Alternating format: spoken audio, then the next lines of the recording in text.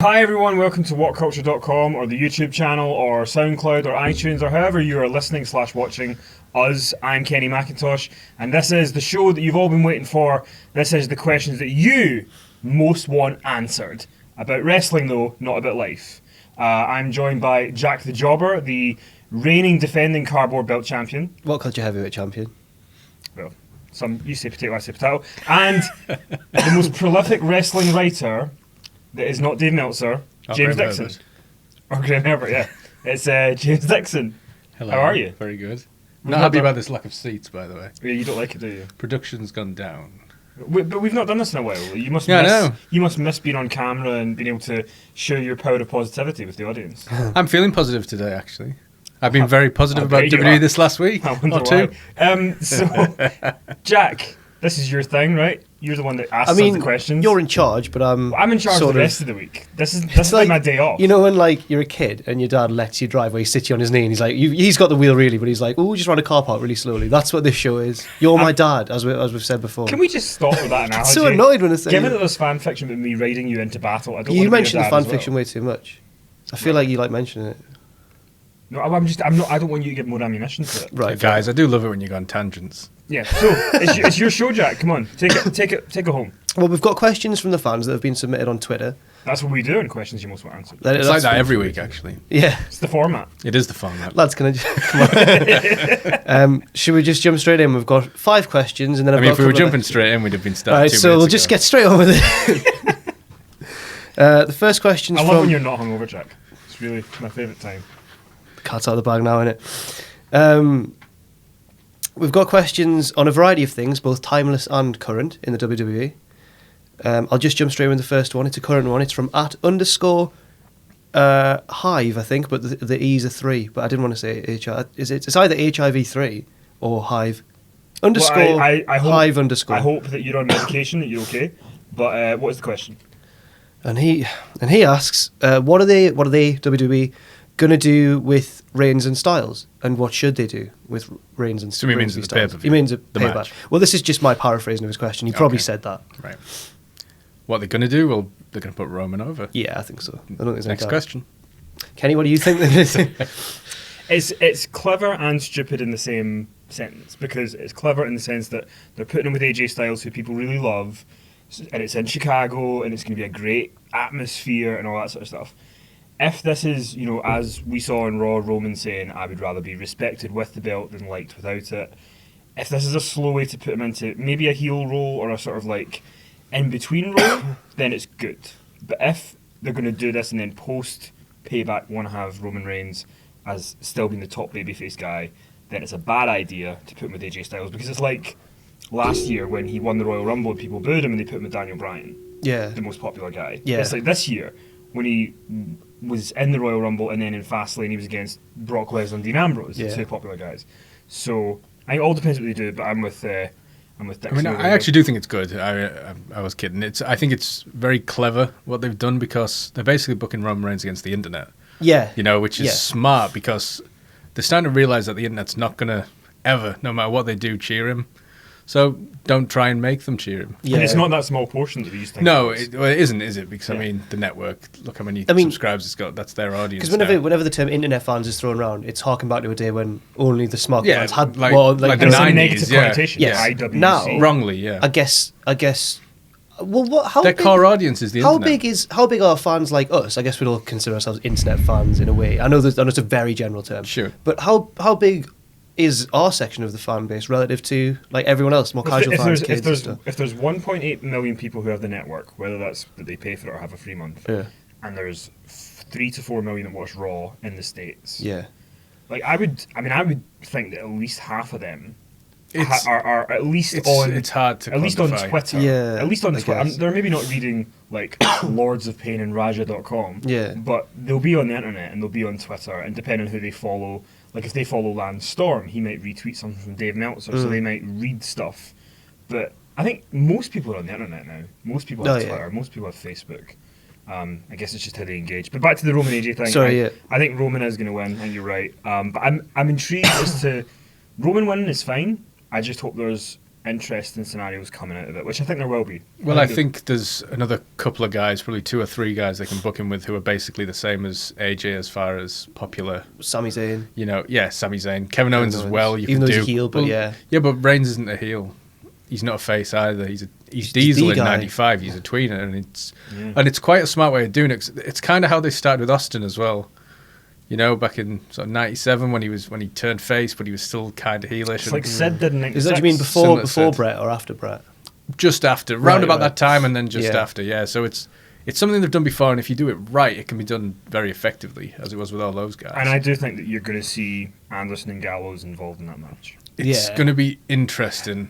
I don't know how they're going to get out of it without burying all 3 of them, AJ and Gallows. And Do you think Finn Balor could possibly be involved? I or think Gallows not? and Anderson are going to cost AJ the match, yeah, And then Balor's and gonna come unite out. with Balor. Yeah, Right, that okay, that right. seems logical. which is smart, you know. And I again, wouldn't- yeah. because the thing is that they can have Roman Reigns, they can have him be the guy, but he just needs to be positioned as somebody who people are allowed to boo. I was watching the WrestleMania kickoff show on the way down here on the train because I hadn't watched it, and Corey Graves made an interesting point where he talked about Renee Young asked him about the Roman Reigns Triple H main event, and I never knew he'd said this, but there was not more made of it. But he turned around and said, "Let's talk about the elephant in the room. Roman needs to block out this crowd because they're Right. not going to like him." Yeah. And I thought it was quite strange for them to mention To acknowledge that it. on camera, on the kickoff show, which I think is a good thing. Mention it because if everybody's hearing it, mention it. You know, well, it's like I think. but then they, silence the booze later on. Yeah, so- they did it later. But I mean, I said this to you before when we did another show. I can't remember if you were on the show that I was talking about. But it Thanks. was when I was talking about UFC and bringing a more UFC style approach. Right. Were you on that one? I can't remember. Okay. I remember the point. And I think the point is, like, you know, if you have a UFC fight, if you have Conor McGregor and Nate Diaz or whatever, people can come and cheer Conor McGregor. People can come and cheer Nate Diaz. You don't have to have it be the traditional babyface heel thing because they just don't book that way. It's antiquated now anyway. We've long passed heels and faces, really, Yeah. because I mean, heels never cheap, so heels never cheap. Baby faces, are made to look silly, and that used to be a Horrible thing that friends. they would never Oh. look silly. It's just Reigns it's said fine. on Twitter, do you see his tweet where he said, Anderson and Gallows, I don't need a club like you. I just thought the Usos and Dean Ambrose have bailed him out on multiple occasions. Like, they say it repeat- and then he said, "Stay away from my family and let's see it in the ring." Or something. Stay away from my family. They never mentioned his family. I thought this well, he escalated beat up the very Usos quickly. the week before. Oh, so on to question number 2. Question 1 started off on track, and then we had a much deeper discussion than I think any of us intended. But you've got your money's worth at _hive_. yep. Nothing to join off. Giving me nothing here. Well, you Just read the question, man. You were the one that said, "Oh, I've got something here called Hive, but they might be called HIV." Question 2. That was you, not me. Question 2, Don't thankfully, bring me into this. thankfully from a far less controversial Twitter handle, at Chris_Sanders. Big Chris. Colonel Sanders. But it is quite a controversial question. Have you seen? Sorry, wait a minute. Have you seen? You know, Scott Steiner's opened the Shoney's Right. at a restaurant, and somebody's made like a KFC cover instead of Colonel Sanders. It's Steiner with a Shoney's logo. It is tremendous. I'll need to post it on the Twitter. I'll be sure to have a look for that. Anyway, continue. Chris_Sanders, but he has got a controversial question. Not a controversial name, controversial question. Okay. What is the biggest travesty in WWE history? There's obviously a lot of like sort of deaths and incidents like that you can do, but I think if we just keep They're it. tragedies, not travesties. Yeah, it's slightly different, isn't it? I'm gonna go Excuse for me. one. Are I you don't- looking at something more like backstagey or booking decisions that shouldn't have? backstage. This is just one that's in my head right now. It's not necessarily the biggest, but I think that question's too loaded to answer because you're. It's a whole it could- podcast it worth, could- isn't yeah, it, it could you know? change every day. But one that I personally feel is a travesty is the way that Vince McMahon allowed Shawn Michaels to dictate Vader's WWF career. That's a Because sad when- story. I With feel really sorry for Vader there. I Yeah. mean, if you look at Vader and what he did in Japan and even WCW to an extent, he was so good. He was so agile. He had such a good gimmick. He had such a good look. He had Cornette with him. There was everything going for it. And he lost that match at SummerSlam. And all the way leading up to it, he was beating up Gorilla Monsoon. He crushed Yokozuna.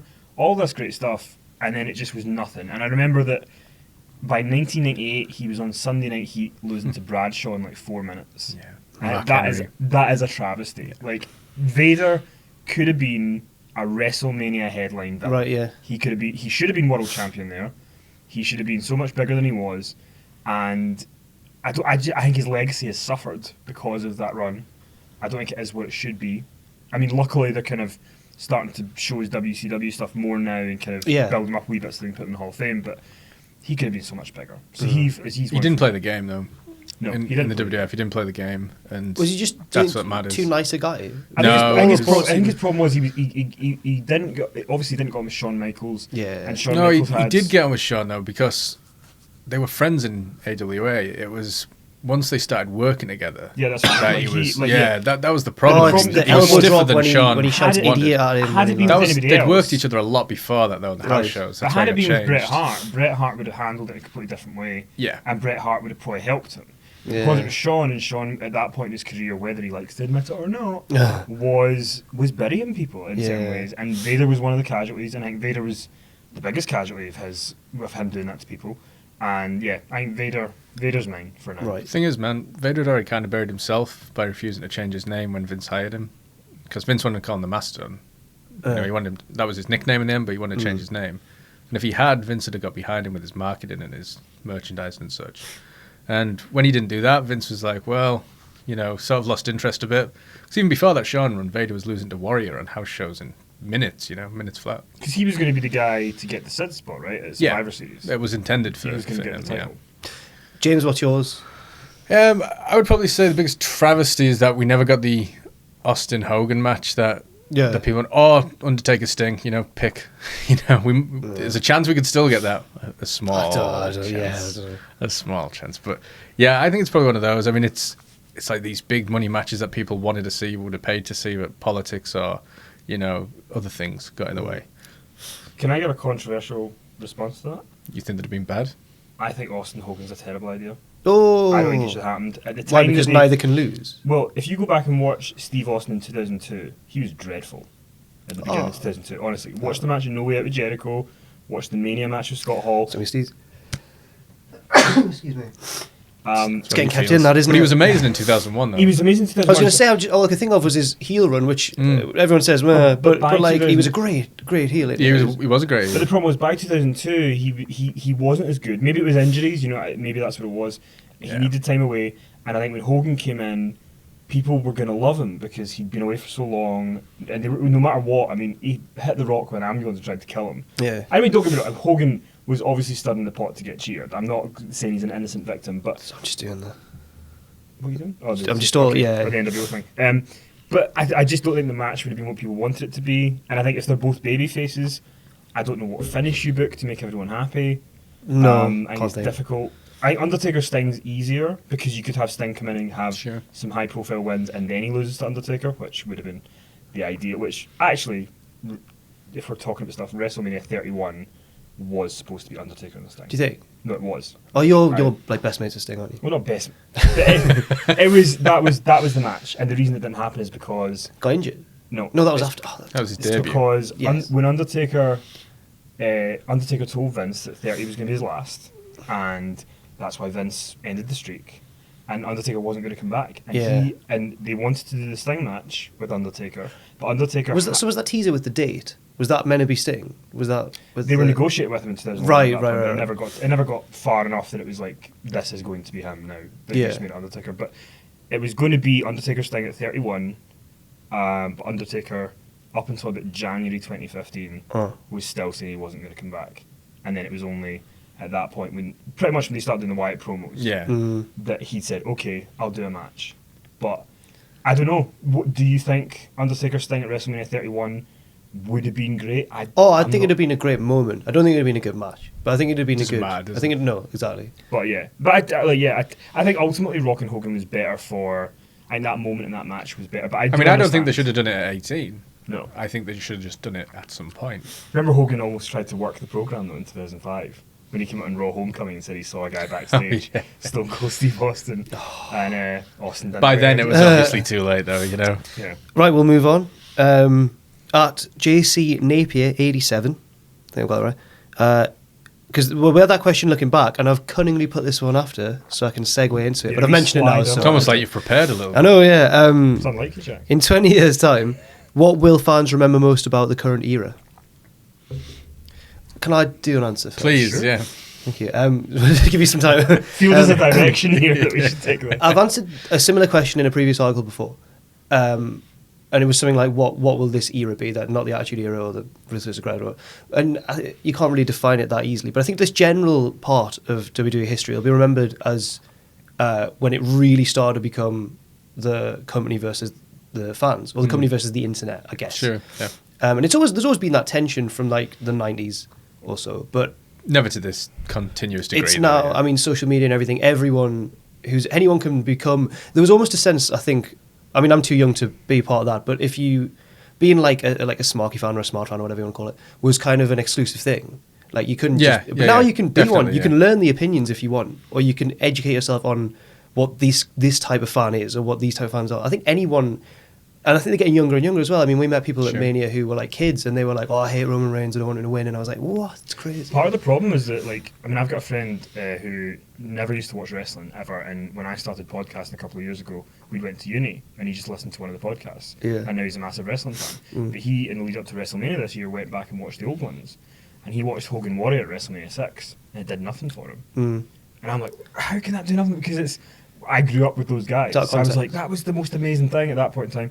But I think there's a lot of matches from the past that don't hold up to people who aren't sort of. Well, wrestling's in the moment, and that's how it's designed to be as well. It is hard to look back. There's very few matches you can look back on that have the same impact now, as they did at the time. That's why a lot of new fans aren't into the Undertaker, because he's boring to new fans.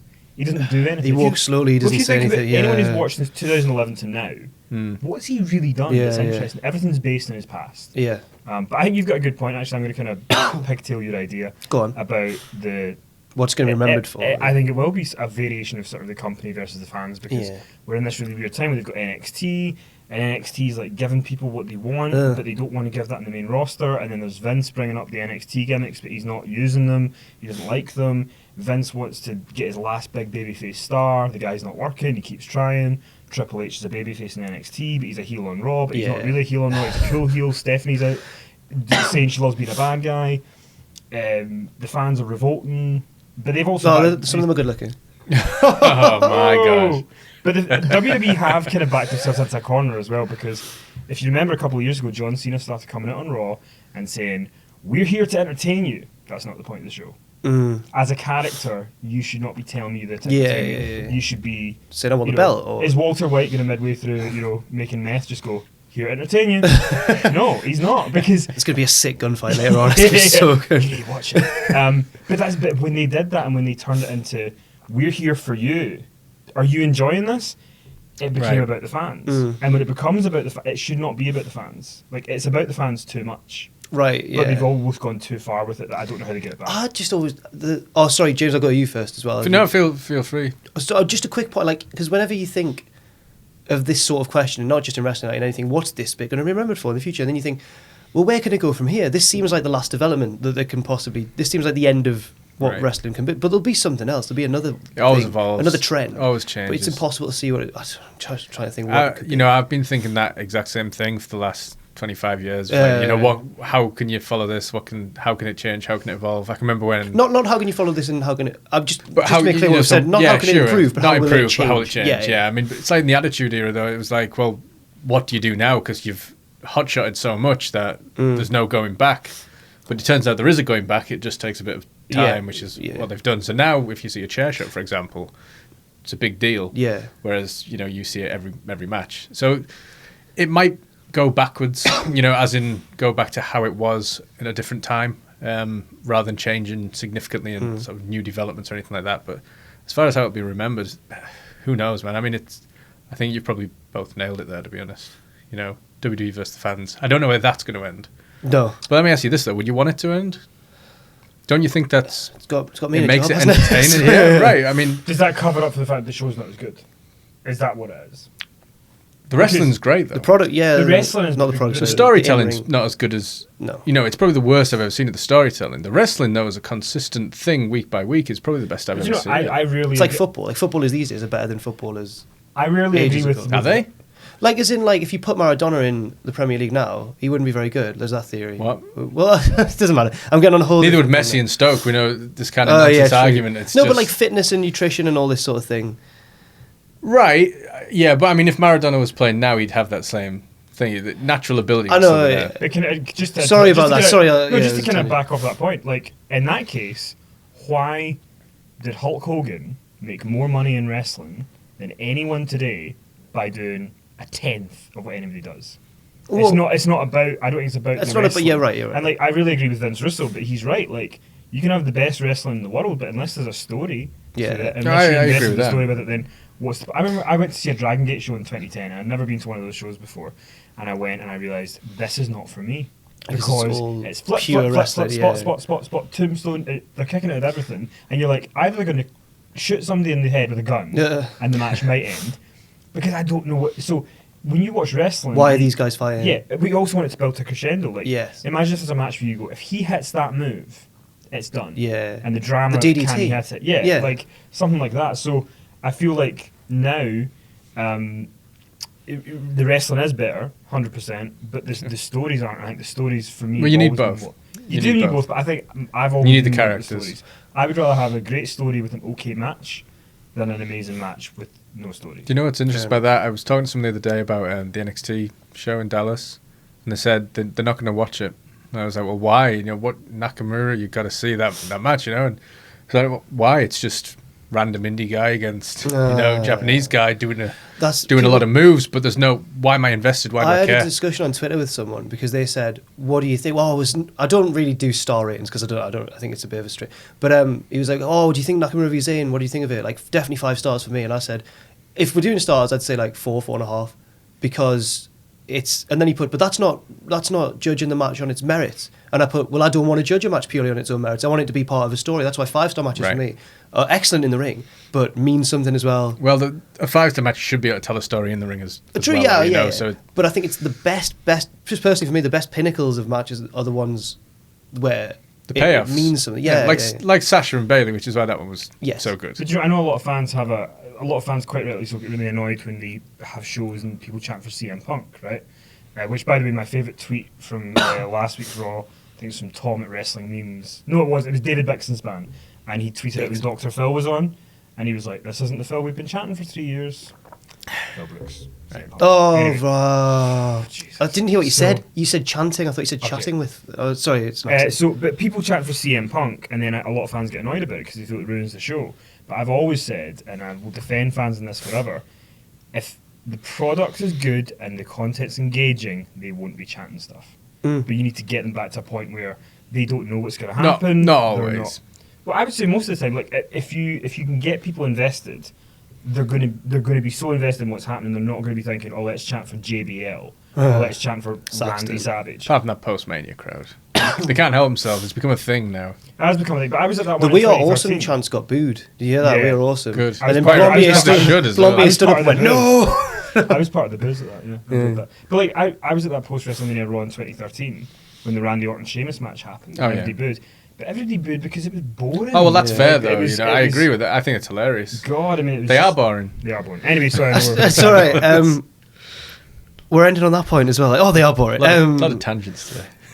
Question number 4 from Terry Hornbuck 1, but I saw his name next to it. He's called Terry Hornbuckle. Do you see what he's done? Terry Hornbuck. No, Jack, 1. if you didn't discuss every single Twitter handle, then we'd probably have this show done by now. So his question was, Good name, though. and I said this was it's probably my favourite question of the show.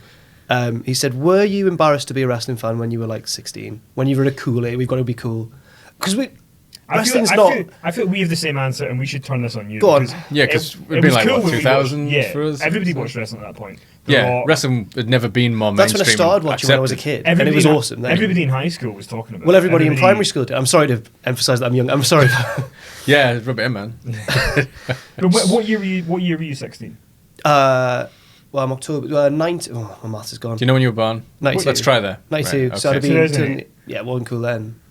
Yeah, that would have been bad. That was a poor time. It was, yeah. Well, my whole I started watching in 2000 when I was 7 or 8, Right. and then, well, no, so it was at the end of the year, and it was awesome then, and everyone at school loved it. Like The Rock was every lad's hero and all that sort of stuff. And then Times have changed. I know, and then the invasion, and then it all just, and then didn't watch it again seriously. I always kept track of it in the background. I didn't watch it again seriously for so long, and part of it was because it was bad, the product. It was. Part of it was because it really wasn't cool as well. Yeah. You grow out of it and sort of come back. You grow out, and then there's like being a teenager, and you don't want to be like the kid who's like. Look, guys, I'm really sorry. I feel like you're both looking at me like wrestling is cool, Jack. Come on. No. I'm agreeing with you. We've grown up in different contexts. No, because it was the same for us when we were that age as True, well. Like yeah, in the 90s, especially in 93, 94, when the boom had the boom in the UK was like 92, I would say. I still love 94, but 95 I stopped. I had to tap out. 95, I stopped watching as much. I mean, it's like 92, everybody at my school when I was 7 or 8, was loved wrestling because SummerSlam was over here and it was red hot over here, and then it just died off. And by 95, and as you sort of get into your teen years as well, it's like, don't. But think about how much worse it was for us, because we were watching. I know you were watching some of it, but we were older. We were like 16. We were watching the Golden Nitro, era. Raw, ECW was on Bravo. Oh, I thought you meant like in the 80s. Right, so you mean like 2000, 1999, 2000. And you're watching all this stuff, and WCW is kind of terrible at that point. But kind of. I mean, I think like, and maybe he probably has a different opinion, but like I didn't think WCW was going to go.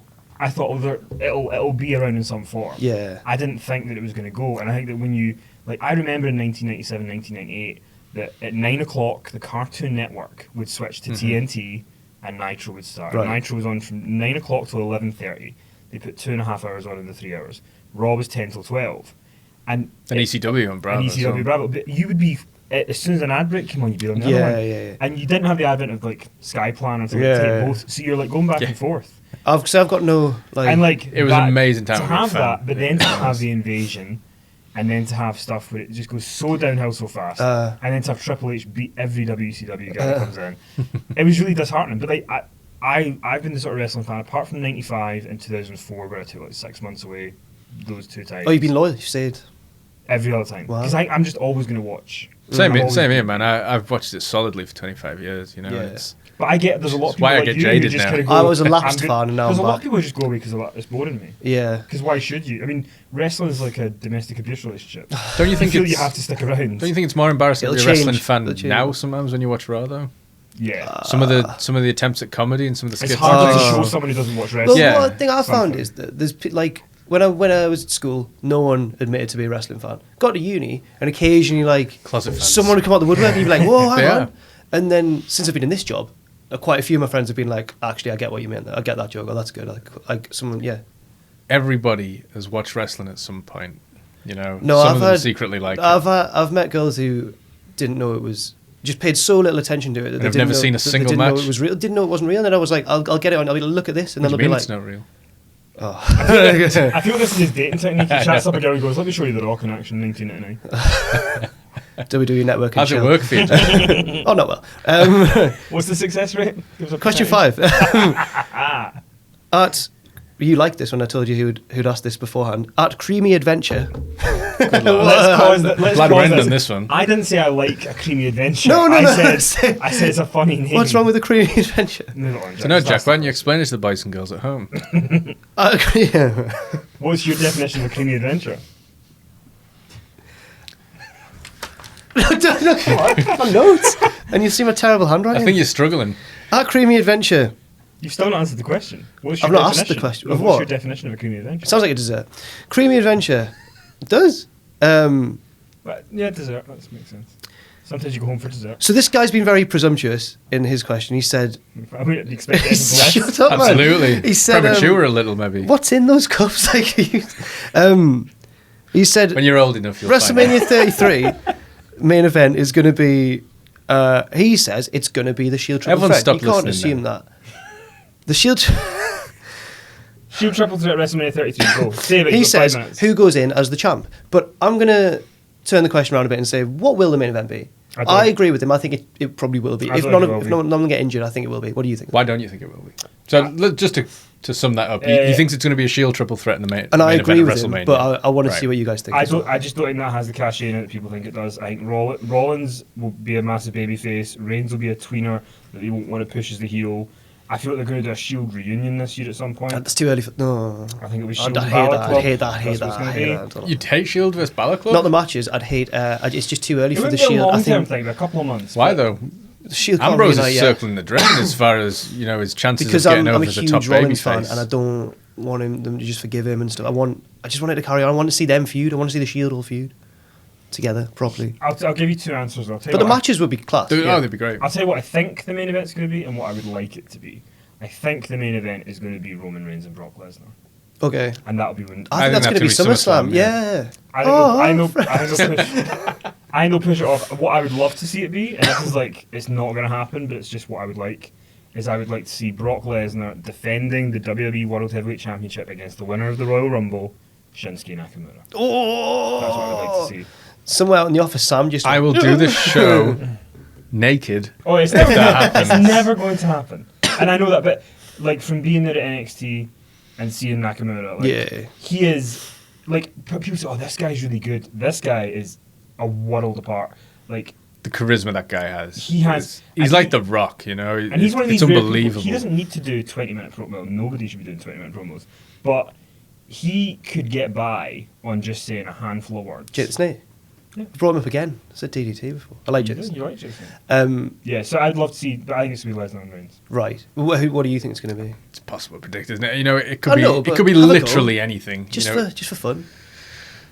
Who in the world thought it'd be Reigns and Triple H and Shane and Taker this year? I know. Shane and Taker, I think Reigns and Triple H was a realistic prediction. Well, I think it was always going to be Seth and I think if somebody said to you, write down what the main event would be, if you had to pick like 5, you might put Reigns and Triple H as like an out there guess, but nobody would have guessed Shane and Taker. Maybe. But, you know, that's what I mean, though. I'll do this show naked if Shane McMahon comes. I know that like you can't account for injuries and fallouts and everything like that. But right. what do you think? Logically, it's going to be Roman Reigns. Yeah. And I wouldn't be surprised if they tried to put him over by having him beat The Rock. Oh. Because, you know, family rub. Yeah. If he's a heel, it might happen. Right. I mean, they want Rock to wrestle.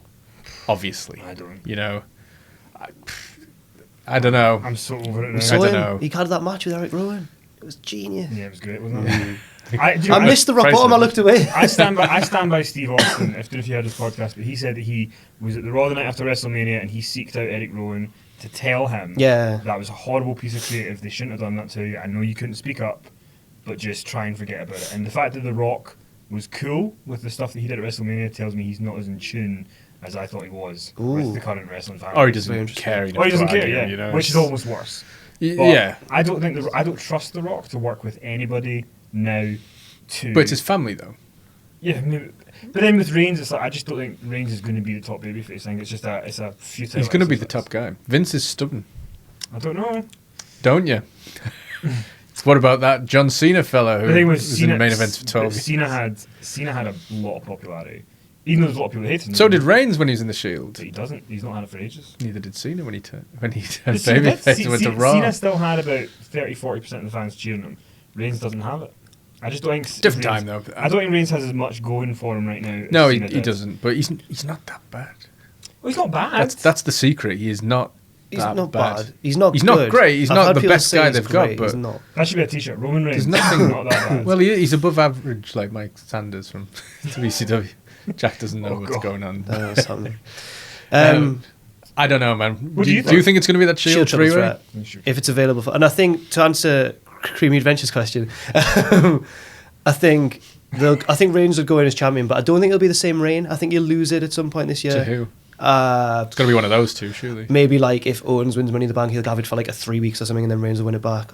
Or Ambrose turns heel, Ambrose, you know. But I think Reigns will go in as champion, but not the same reign. And I think Ambrose will win and finally get his big moment. That's quite optimistic. So what happens with Cena, Triple H, I don't Taker, know. We'll cross that Nakamura, bridge. We'll cross all those bridges. Sami Zayn, Kevin Owens. Well, we have run out of time. That's all we've got time for. We've run out of time. We are now in overtime, which means WhatCulture needs to pay us more money, so we need to cut it off. That can't happen. Because of these Twitter handles. Because of all these Twitter handles. So, Creamy Adventure, thank you for prolonging the agony here for us today. Thank you to HIV3. Hive underscore. Or Hive. Got Terry Holm Book 1. And finally, JC Napier 87 and Chris underscore Sanders. Cares anymore? Come on. James Dixon, the man of the people. I'm positive today. Yeah, it was alright. Quite a deep discussion at points. We did. So thanks for all your questions. We really appreciate them. Send more in next week. We want current ones. We want ones in the past. Variety of questions, and we'll try and answer them each and every single week here at WhatCulture. So subscribe to the channel. Leave us a 5-star review on iTunes if you like it. If you don't like it, just don't leave a review. Just go away.